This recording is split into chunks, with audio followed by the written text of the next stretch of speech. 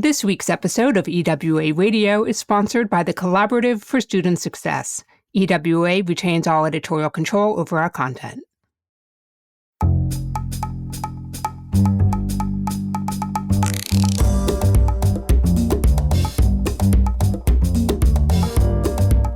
This is EWA Radio, the official podcast of the Education Writers Association, and I'm public editor Emily Richmond.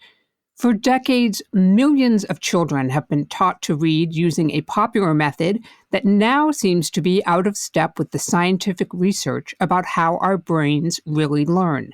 Amid pushback and criticism, including from education journalists, it looks like things are about to change. Joining us to talk about why this matters and how reporters can do a more thorough job covering the nation's literacy crisis is Dana Goldstein. She is a national correspondent for the New York Times. Dana, welcome back to EWA Radio. Thanks for having me, Emily. Dana, let's start with some basics. How is the U.S. different from other countries when it comes to the curriculum we use to teach basic skills like reading and our expectations for what's happening in the classroom? Well, the American education system is what one historian has called radically decentralized. So we really allow each of the 13,000 districts and sometimes individual schools, actually in many cases individual schools, to do curriculum their own way. And that's the main thing that's different. You know, we don't have national standards for what kids should know or how they should be taught.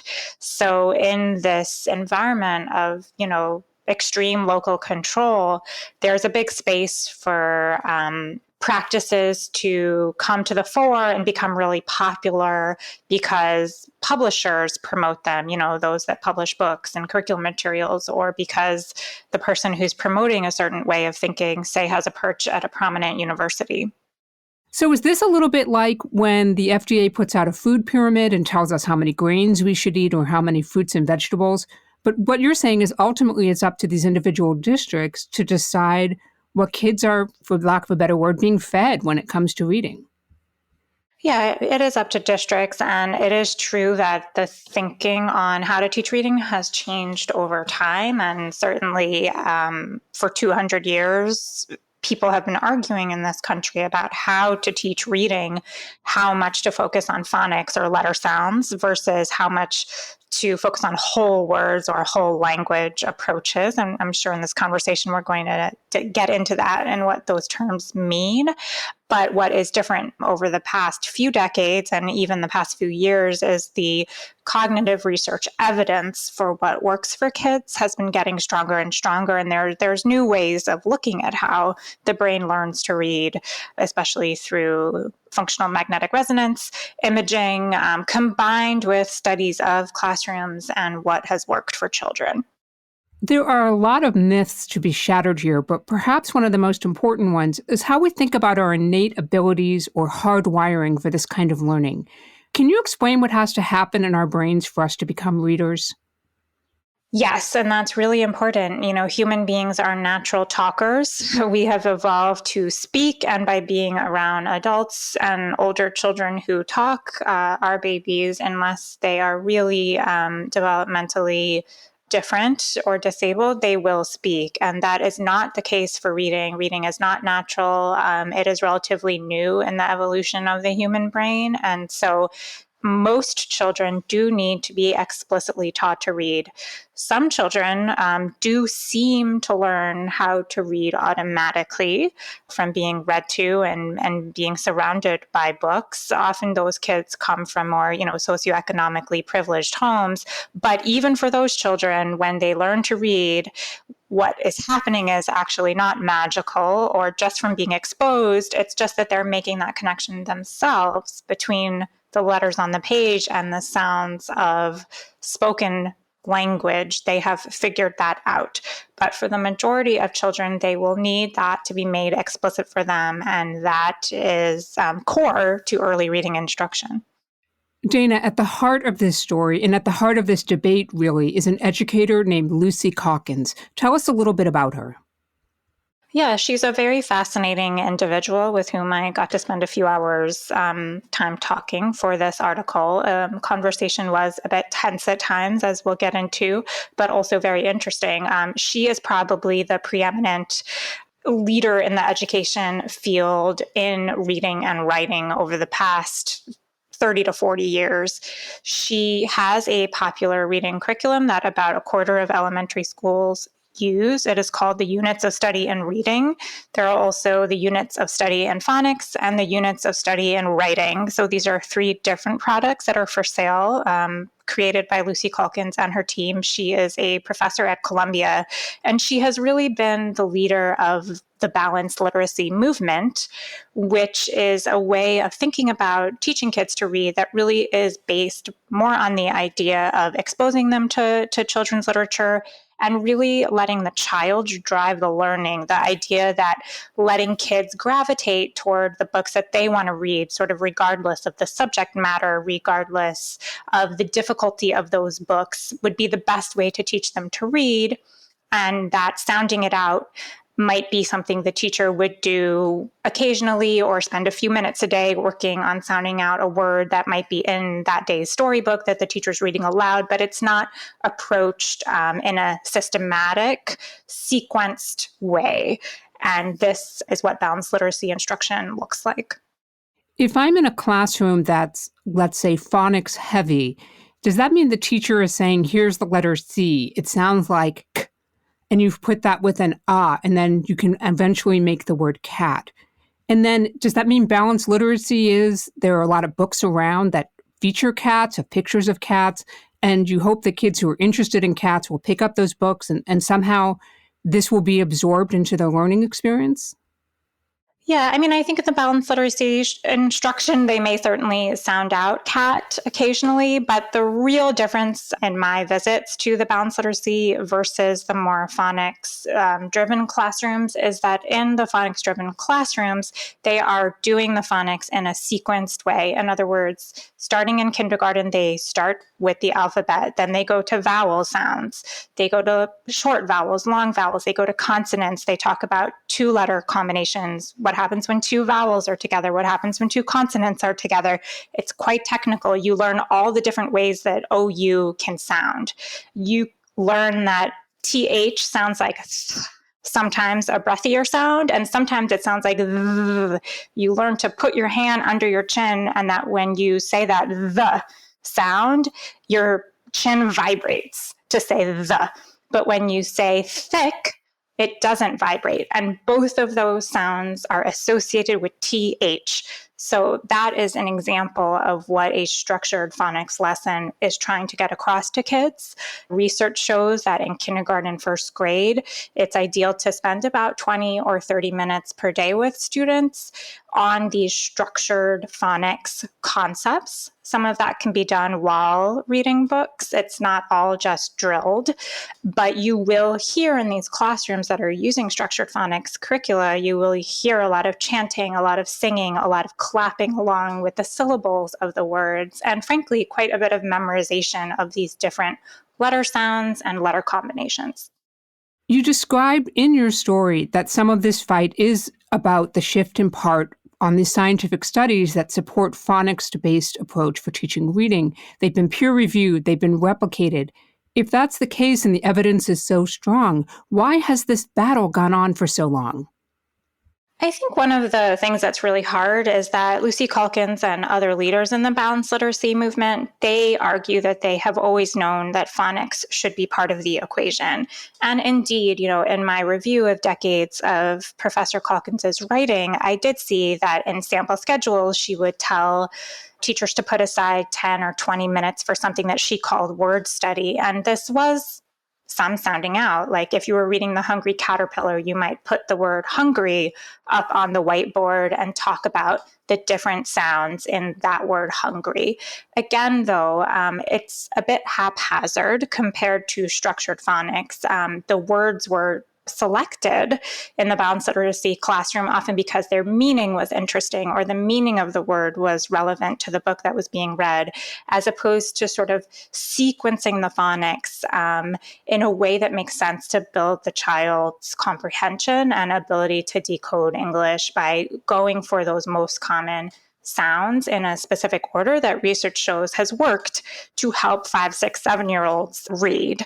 And so I think one of the reasons the fight goes on so long is that Professor Calkins has been able to say, look, I know phonics is important. I know it's part of the equation. And that is sort of what she has told the teachers in her network and what she tells administrators when they're considering what curricula to buy. But if you actually dive into the curriculum materials, you'll see that they are just a lot looser than what research shows structured phonics ought to look like. Now, my piece reports on a change, a shift in her practices in which she now is including structured phonics in her reading materials, and the products will go on sale this summer. So that's really what my story was meant to sort of take a look at, which is, why did she take so long to do this? And will this new curriculum work better for children? Lucy Calkins has pledged to make changes. Some of them have already taken effect in the newest editions of her materials. Is it enough? I mean, maybe not enough to satisfy her staunchest critics, but what about the researchers? I did get a sample of the materials that will be published this summer, and I was able to go over them with some experts in the field, cognitive researchers. They were encouraged by many of the changes. There is a daily sequenced and structured whole class phonics component to the curriculum. It will be 20 to 30 minutes per day in kindergarten, first grade, and for about the first half of second grade. And all of that does fit with the research.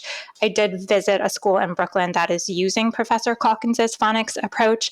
And what I saw there was quite similar in some ways to what I've seen at other schools using more traditional phonics programs. That said, there are certain approaches that have been part of Professor Calkins's balanced literacy philosophy for many decades and which she is not letting go of, and many of her critics will not be pleased with. One of those is student peer-to-peer work within the phonics lesson. So, for example, in her classrooms, you'll see that when kids are working together to sound out a word, say ship, the teacher will pause and have the kids work together in pairs on a whiteboard to work out the word, how to sound it out and how to spell it correctly.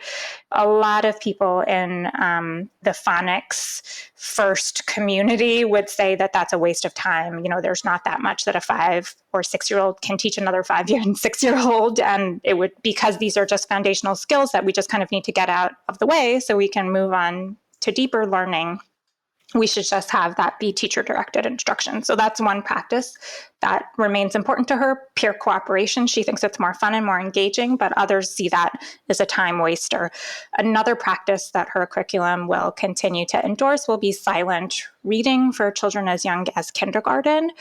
One of the reasons that's so controversial is because kindergartners, for the most part, cannot read by themselves. They need too much assistance. And so during those, say, 10 or 15 minutes of, quote, silent reading, most of them will just be flipping the pages and looking at pictures.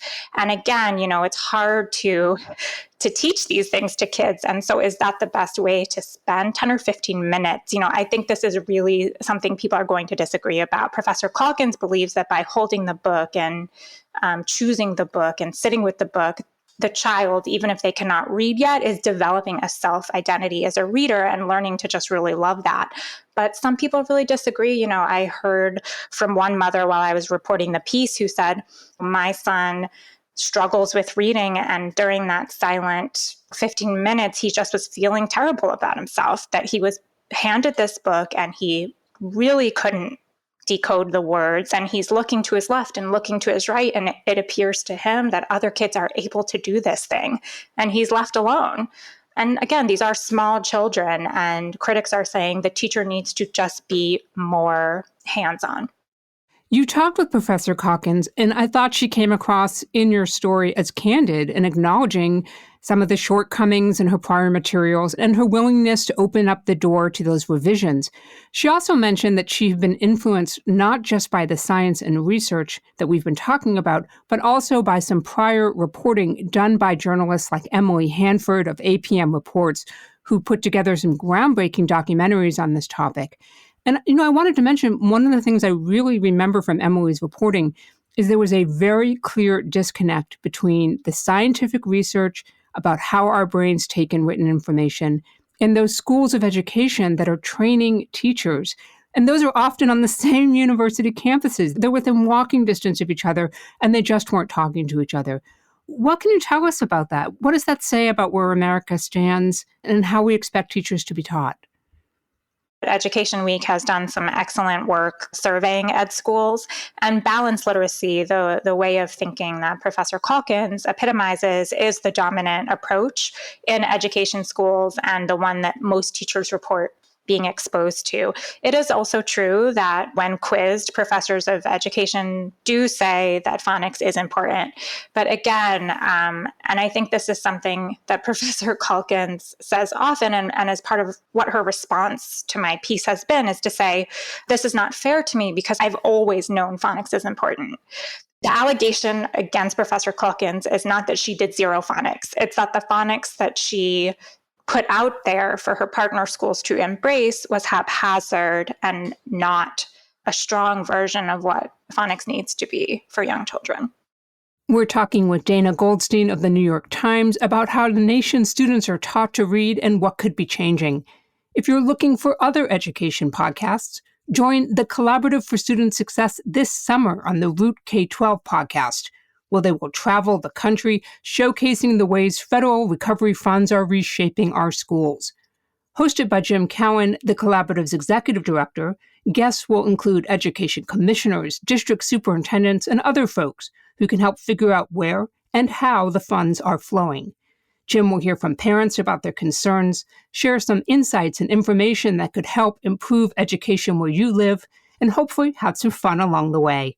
Look for the Root K-12 Exploring Education Recovery podcast wherever you listen to your favorite podcast weekly, starting on June 13th. Dana, how much control does an individual teacher have of her classroom when that door closes and she has to decide what kind of reading instruction she's going to deliver? I don't think teachers have much choice over what curriculum they use. Typically that's a decision either made by central administration in a district or by the principal of a school. But certainly, if teachers are handed a curriculum that they don't love or with which they're not super comfortable when the door is shut, they can bring in old ways of doing things or new ways of doing things if they're one who wants to try something different. So teachers, of course, do have quite a bit of autonomy when the door is closed to their classrooms. You described for us that, unlike many developed countries, the United States does not have a national curriculum. We also don't have teacher training standards around teaching literacy. And I thought this was interesting, and I wanted to quote directly from your story because I thought this was a really important thesis statement of you all. You said, quote, "Local policies change constantly as governors, school boards, mayors, and superintendents float in and out of jobs. Amid this churn, a single charismatic thinker backed by universities and publishing houses can wield massive power over what and how children learn." Does this make us very vulnerable to fads? Yes, I think that's right. And certainly we're seeing that now with the critical race theory debate and the way in which, books that deal with the nation's racial history are sometimes being taken off shelves. So yes, we are very subjected to fads or politicization of the curriculum. I want to talk about why this matters so much. You've also been writing about some alarming figures from multiple school districts around the country, showing that many students are far behind when it comes to basic skills. This includes reading. But as you've reported, that trend did not begin with the pandemic. That's correct. Yeah, even before the pandemic, my colleague Erica Green and I had been reporting in 2019 about new national and international data showing that American reading performance was stagnant or in some cases declining, and that gaps were growing between our lowest and our highest performers. And, the National Assessment of Educational Progress finds that just about a third of American 4th and 8th graders are proficient readers. Who are the students who are most likely to be behind right now? Historically, Black, Hispanic, and students from low-income families have struggled the most. And also, of course, special education students particularly with dyslexia. And some of those parents have been some of the loudest critics of Lucy Calkins' mechanisms over the years. Yes, and I think, if you spoke to Emily Hanford, who did the absolutely groundbreaking reporting on reading for American public media, she'd probably say the same, which is I really think that one of the reasons why over the past 5 years this has really come to the fore is because of the work of parent activists in the dyslexia community. Many parents have found that their children are casualties of the curriculum, that they have not been taught the foundational reading skills around phonics in the early grades that would allow them to access the higher order curriculum that we want them to be able to. And parents with means often go out and pay $150, $200, $250 per hour for tutoring. And many parents cannot afford that. And this is another cause of huge inequality. What is it going to take for these students to catch up? What are the hurdles? What do they need?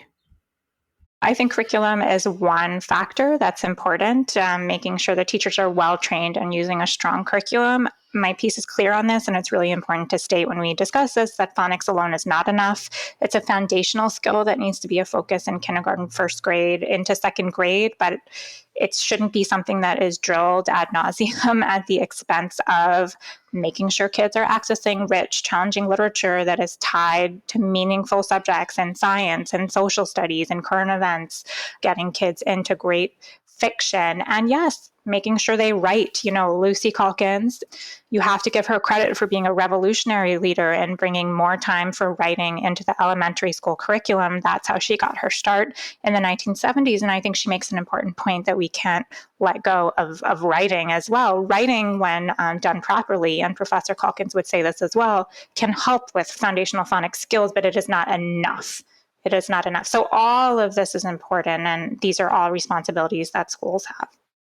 You spent some time in classrooms observing teachers at work, and I'm curious, for other reporters out there who may get a similar opportunity, what should they be looking for if they go into a classroom that says it's advocating a phonics-intensive approach? What would I see? Yeah, I think you want to be asking the principal or administrators or the teacher, the literacy specialist, how many minutes per day are you devoting to sequenced or structured phonics learning, and what's the name of the curriculum you're using?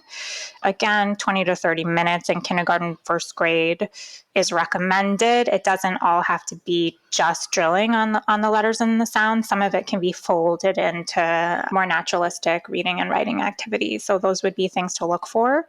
And definitely do get the name of the curriculums that they're using. Many schools will be using one curriculum for reading and a different one for phonics. In fact, many schools use Professor Calkins' units of study reading curriculum and supplement it with a different phonics curriculum. Some common ones that you might hear about are Foundations or Hegarty.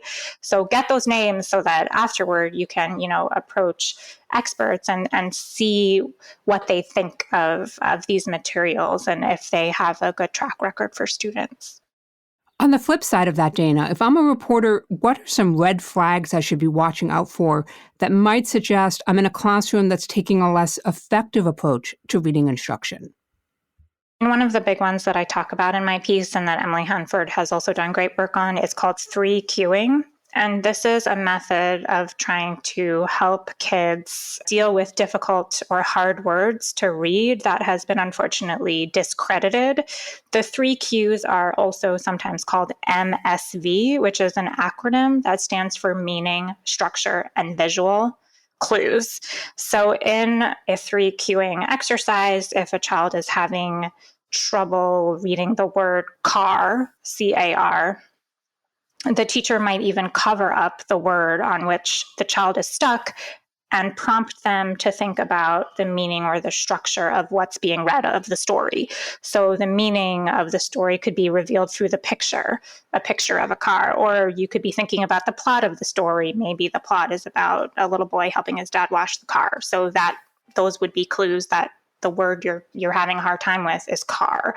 But this is really a poor way to teach kids to read, because the only truly reliable cue for what a word is are the letters in the word. And of course, as we become more advanced readers and we grow, we can't always use pictures, or we can't use predictable structural cues like rhyming to guess at words. We need to be able to look at the letters to read the word. And that is what strong readers do when they get to a word they don't know. They look at the word letter by letter, and they look for letter combinations within the word that are familiar to them. Strong readers don't look elsewhere on the page to figure out what the word is. That is something that people who are poor readers do.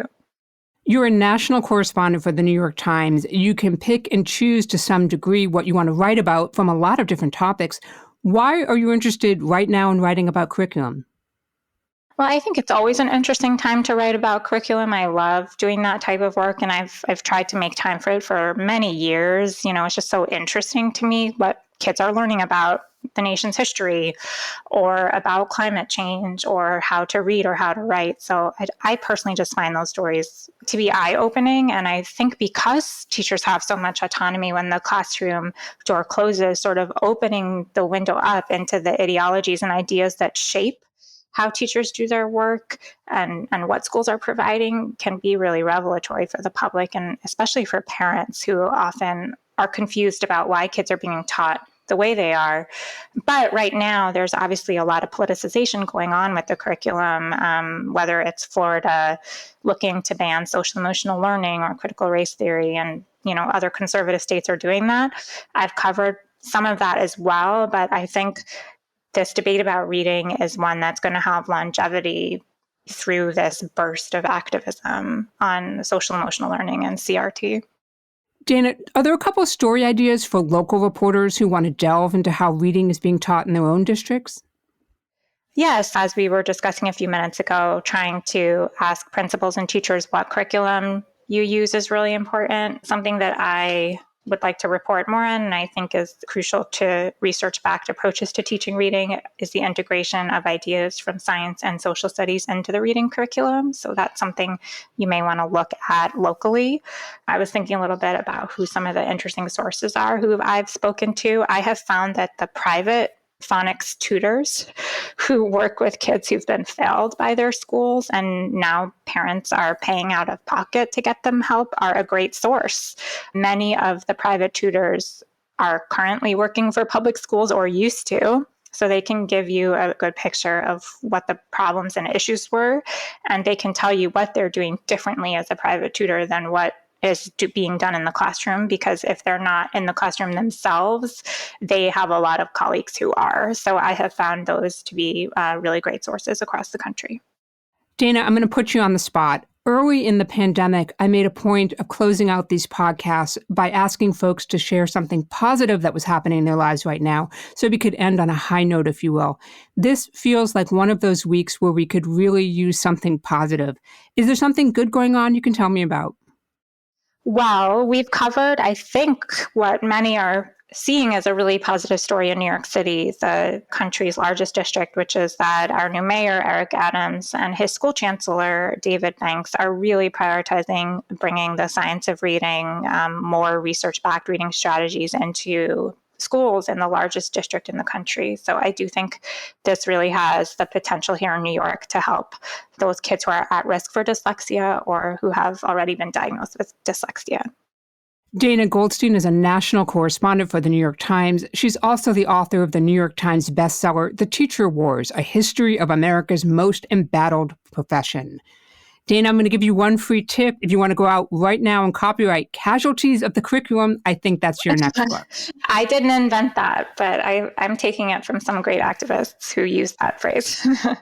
Thank you for making time for EWA Radio. Thanks, Emily. And that wraps up another episode for us. I'd like to give my thanks to this week's sponsor, the Collaborative for Student Success. The mission of the Education Writers Association is to strengthen the community of education journalists and improve the quality of education coverage. For more than 75 years, EWA has helped reporters get the story right.